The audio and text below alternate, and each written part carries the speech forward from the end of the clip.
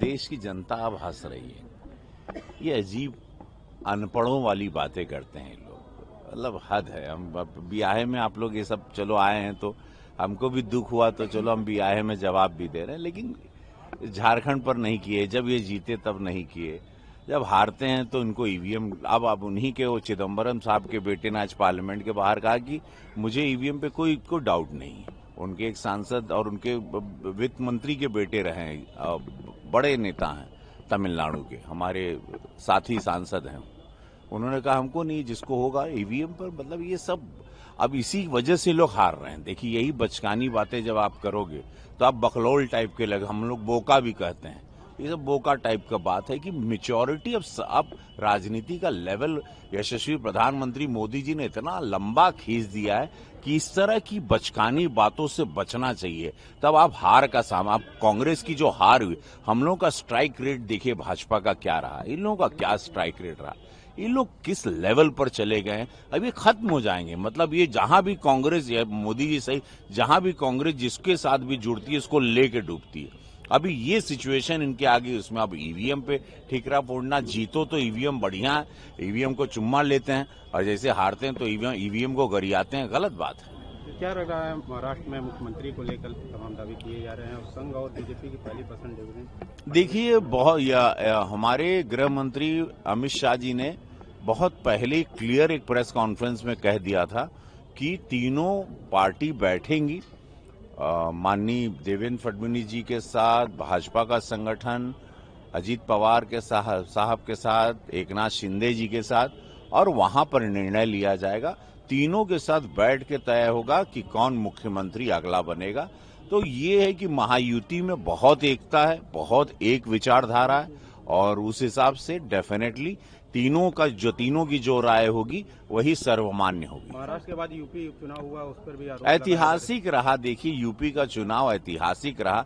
9 में से 7 सीटें बता रहे हैं कि 27 में हम लोग ऐतिहासिक जीत की ओर जा रहे हैं। और बहुत ही ये जो सनातनी जागरूकता आई है युवाओं में, महिलाओं में, बेटियों में, बुजुर्गों में, जो अचानक से एक उछाल आया है उस भावना को लेके जो दबा के रखा गया था, तो वो एक बड़ा काम आया। और यही कि बटोगे तो कटोगे के साथ यशस्वी प्रधानमंत्री मोदी जी का एक है तो हम सेफ हैं, ये बहुत साफ बात जो कभी कोई साफ नहीं करता था, उस साफ बातों का आप रिजल्ट देख रहे हैं कि सबको लगा कि हम लोग ब्राह्मण, पासी, यादव, मौर्य, कुशवाहा न बने, हम लोग एक रहे, हिंदुओं में बटे नहीं।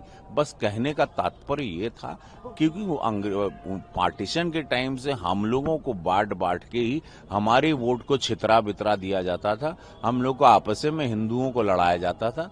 तो कहने का ये तात्पर्य था मोदी जी का और पूज्य योगी महाराज जी। आप लोगों ने उत्तर प्रदेश उपचुनाव में बड़ी जीत हासिल की है, लेकिन समाजवादी पार्टी ने स्वीकारने से मना कर दिया है। कहा है कि ऐसी बेईमानी तो पूरे लोकतंत्र में कभी नहीं हुई थी, स्वतंत्र भारत में कभी नहीं हुई। खिसियानी बिल्ली खंबा नोचे।